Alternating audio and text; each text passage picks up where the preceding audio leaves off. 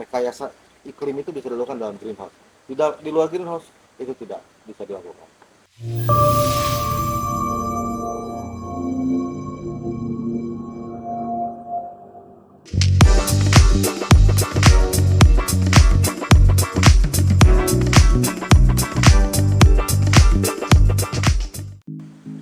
Assalamualaikum warahmatullahi wabarakatuh. Kembali lagi sahabat Raska House dengan Sandi Prasetya. Kita akan mulai ngebahas tentang urban farming.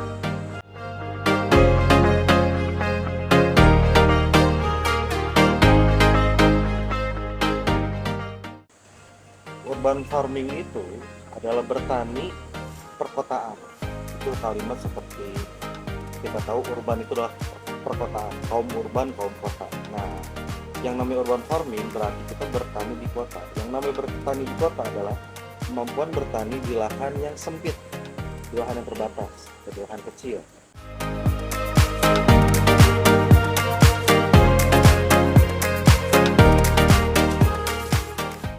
Bagaimana cara memaksimalkan bertani di lahan sempit dengan bisa menghasilkan hasil yang bisa dibilang lumayan, gitu kan? Contoh hal seperti ini.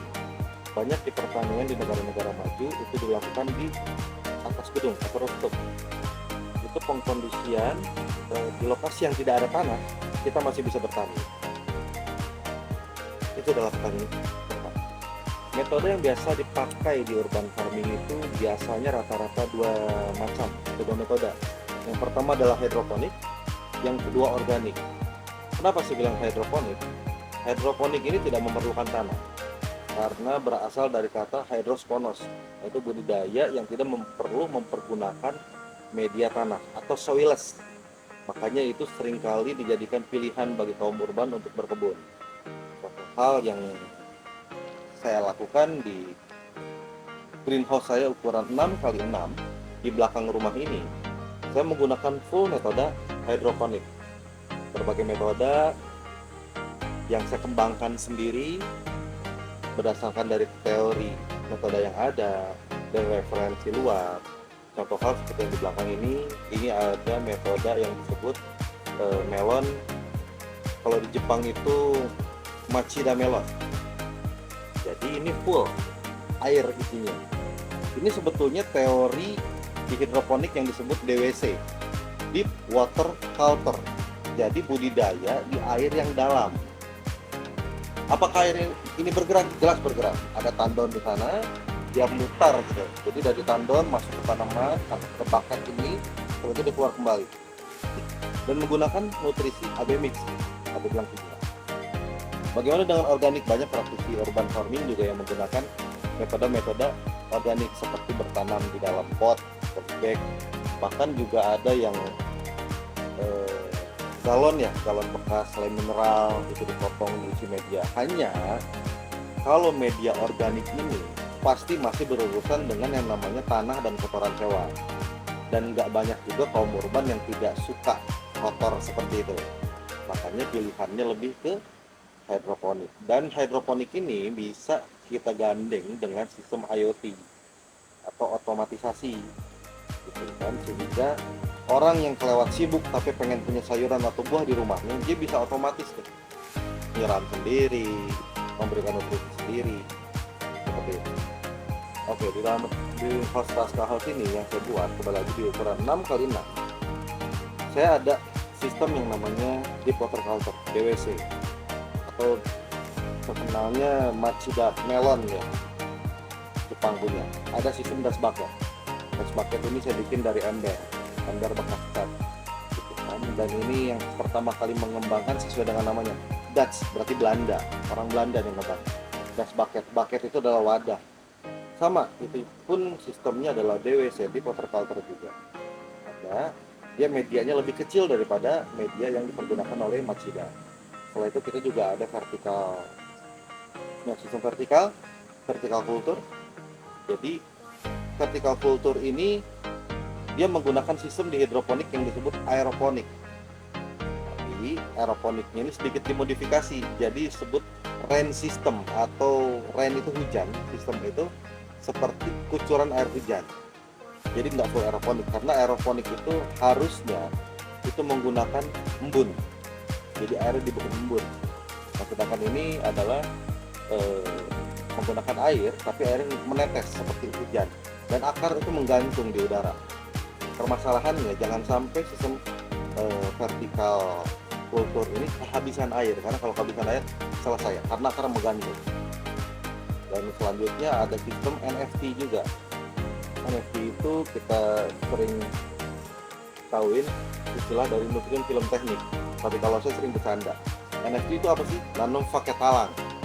Karena orang-orang urban itu tahunya yang namanya hidroponik itu semua yang ditanam di talang atau di PVC atau di paralon itu hidroponik.